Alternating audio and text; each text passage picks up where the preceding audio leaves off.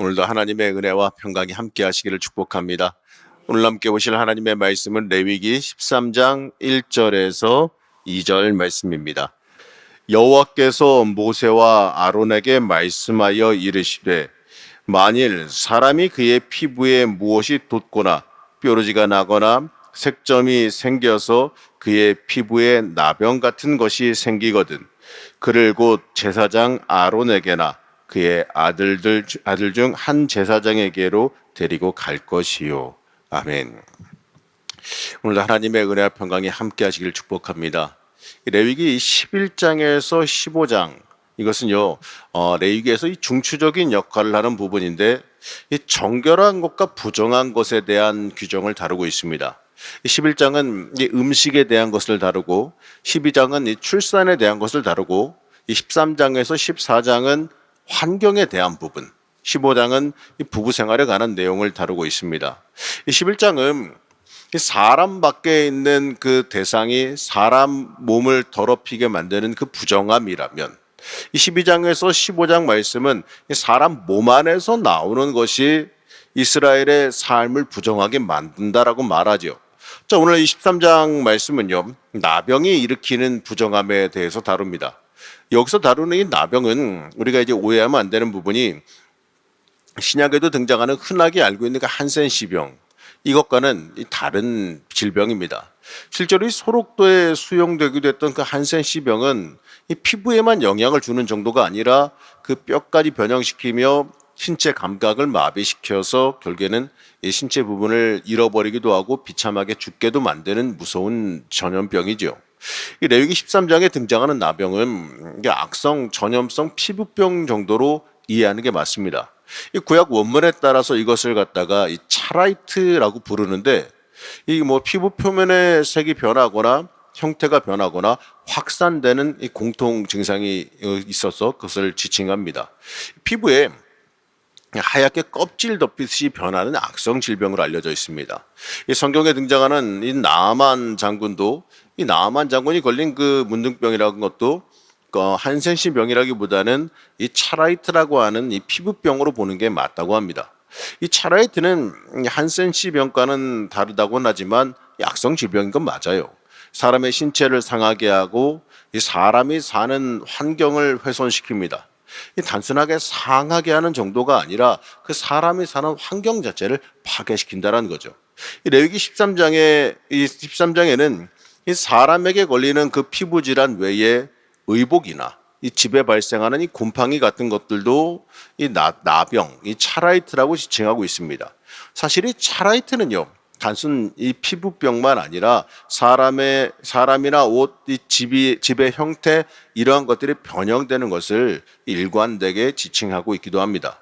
이 형태가 변형되는 것은 비정상적이고 이 창조의 온전성을 파괴되는 것을 뜻하기 때문에 이 차라이트에 걸린 그 모든 것이 다 부정하다라고 여겨지게 되는 겁니다. 이 하나님의 신앙에서 볼 때 이 온전하지 못한 게 부정함이에요. 하나님께서 만드신 형상대로 살아가지 못하거나 하나님께서 정하신 그 뜻에 맞게 살지 못하는 그 모든 것이 사실은 다 부정함이란 거죠. 이 지녀야 되는 형태, 이 지녀야 되는 온전한 모습을 유지하지 못하는 게 바로 부정함입니다.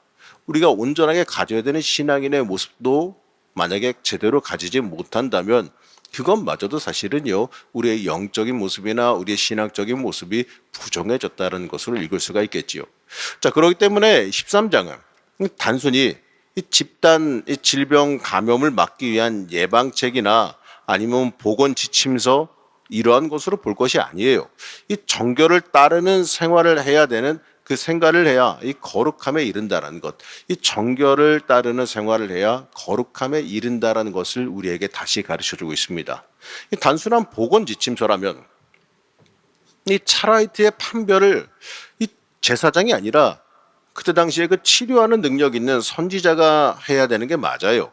이 제사장은 이 단순히 판별해서 격리하거나 나은 것을 판별해 줄 뿐이지 고칠 능력은 없습니다. 그렇기 때문에 13장은 하나님 보시기에 어긋난 건 다 부정하다, 이걸 말하려는 것이지요. 그리고 이 부정함에 대해서 다룰 때 가정생활을 중심으로 부정함에 대해서 다루고 있어요.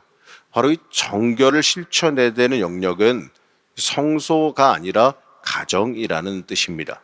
이 가정은 이 신앙 실천의 영역이기 때문에 이 가정에서 이루어지는 모든 삶, 바로 먹고 마시고 눕고 하는, 입고 자고 하는 그 모든 상태에서 이 정결한 삶을 유지해야 된다는 거죠. 이 교회에서만 정결하게 생활하고 교회 밖에 나가면 세상 사람과 똑같아지는 것은 부정하다는 뜻입니다.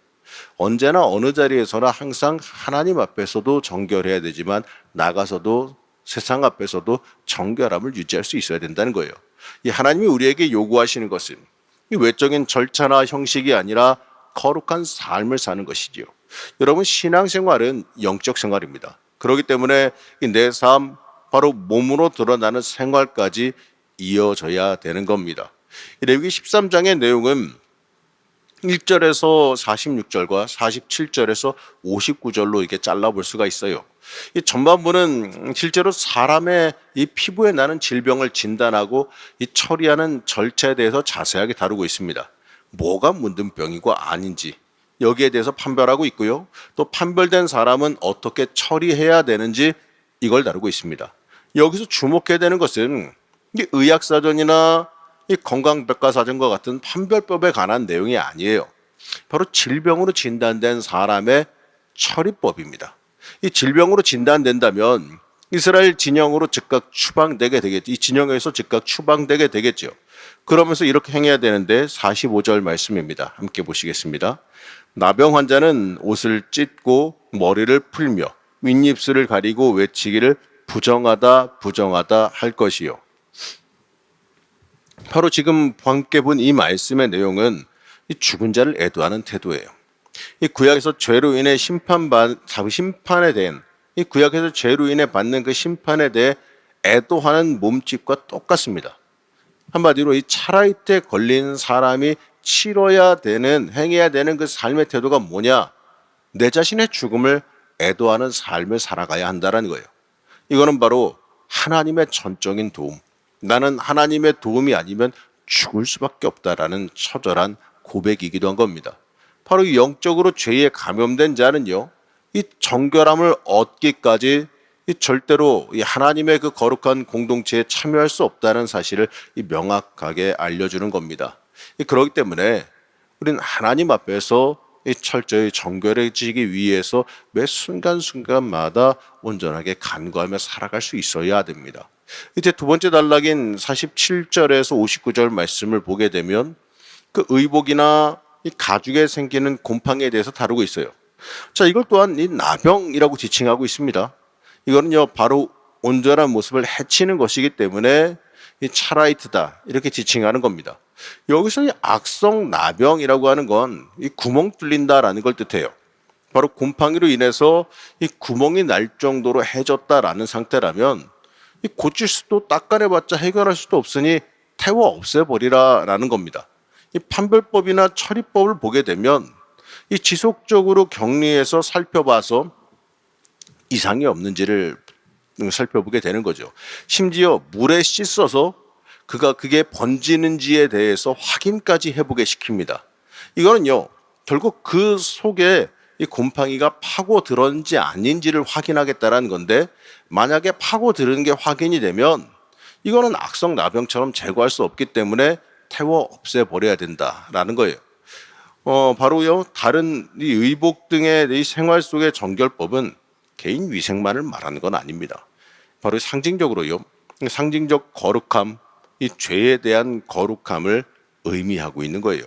여러분이 죄라고 하는 거요, 악함이라고 하는 거요, 이거는요, 이처럼 뿌리 깊게 남아있게 되는 거예요. 이 곰팡이가처럼 이 뿌리 깊게 남아있게 되는 거예요.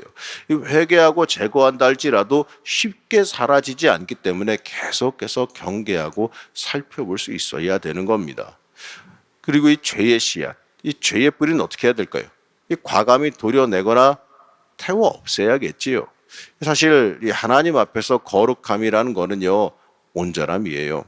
내가 있어야 되는 위치, 내가 가져야 되는 그 순전한 모습으로 자리 잡고 있어야 하는 겁니다. 우리는 하나님께 바쳐지는 순전한 제물이 될 수 있어야 됩니다. 그렇기 때문에 그리스도인은요, 누구나 그 삶과 행동에 있어서 온전하고 흠이 없어야 되는 겁니다. 우리의 신앙에 비추어서 하나님 앞에 비추어서 절대로 어긋나지 않아야 한다라는 겁니다. 이 영적인 나병에 걸리지 않아야 한다라는 거죠. 내 삶은요, 내 신앙은요, 이 얼마나 하나님 앞에서 정결하게 살아가고 있는지, 얼마나 철저히 정결하기 위해서 구별하고 하나님 앞에서 주의하며 살아가고 있는지 오늘 이 시간 물어보고 있다는 얘기입니다. 여러분, 하나님 앞에서 온전히 거룩한 삶 살기를 소망하며 살아가시기 바랍니다. 우리가 이 삶 앞에서 정결하다는 것, 이거는요, 내가 얼마나 하나님 앞에서 올바로 서 있느냐 이거예요. 나는 얼마나 하나님 앞에서 정결하려고 노력하고 있느냐, 얼마나 하나님 앞에서 거룩하게 서려고 내 스스로를 바로잡고 있느냐. 여러분, 이게 중요한 겁니다. 한번 여러분 오늘도 묵상하며 기도해 보시기 바랍니다. 나는 얼마나 하나님 앞에서 정결하고 있는가. 내가 원하는 것, 해결해야 되는 문제에만 집착하는 것이 아니라 하나님 그 자체에 얼마나 집중하고 있는가. 내가 하나님의 사람으로 하나님의 음성 듣기를 집중하고 있는가. 하나님의 뜻이 무엇인지 알려고 집중하고 있는가. 그리고 내가 그 뜻대로 살아가려고 집중하고 있는가. 하나님께서 나에게 해주실 것만 생각할 게 아니라 내가 하나님의 뜻대로 해야 할 것이 무엇인지를 우리가 생각해 볼 수 있어야 된다는 겁니다. 거기서 우리의 악의 뿌리가 시작이 돼요. 우리가 뭔가 바라는 것, 원하는 것, 내 욕망과 내 욕심이 앞서게 되면 거기에서부터 이 곰팡이와 같은 죄가 시작되어지고 계속해서 올라오게 되는 거예요. 우리가 그러한 것을 버리고 하나님께 온전히 집중할 때 우리는 매 순간순간마다 영적인 거룩성을 유지할 수 있게 되어진다는 겁니다. 여러분, 오늘도 기도하실 때 하나님 앞에서 거룩하고 성결하시기를 축복합니다. 오늘도 기도하실 때 하나님만 온전히 집중하시고 그로 인하여서 하나님이 주시는 평강과 은혜, 하나님이 주시는 온전한 복을 받아 누리시기를 이 시간 간절히 축복합니다. 잠시 기도하겠습니다. 우리를 사랑하시며 지키시는 하나님, 우리가 이 하나님의 뜻대로 하나님의 역사함대로 살아가기를 원합니다. 우리에게 이 곰팡이처럼 피어오르는 그 죄의 씨앗을 과감하게 도려내어 없애기를 원합니다. 하나님, 우리를 하나님 앞에서 온전하게 거룩하게 하여 주옵시고 하나님 보시기에 합당한 모습, 하나님께서 원하시는 그 바른 모습으로 우리가 정결하게 설 수 있게 허락하여 주시옵소서. 오늘도 기도하는 중에 우리의 심령을 붙잡아 주시고 우리의 삶을 하나님께서 온전히 인도하여 주셔서 주의 능력 앞에 바르게 거룩하게 서는 은혜의 역사가 있게 하여 주시옵소서. 오늘도 기도하는 중에 하나님 만나게 하여 주시고 하나님의 그 은혜와 성령의 역사가 있기를 원하오며 거룩하게 하신 예수님의 이름으로 기도하였습니다. 아멘.